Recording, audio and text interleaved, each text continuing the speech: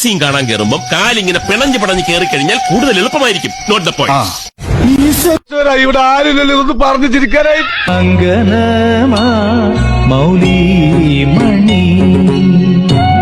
ഈശ്വരോ ഇതെന്തൊരു പാട്.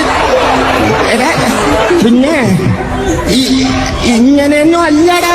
ഇങ്ങനെ പേടിക്കലടാ. പതിയെ പോടാ, എനിക്ക് ദേശത്തെ വഴിയേറിയില്ല.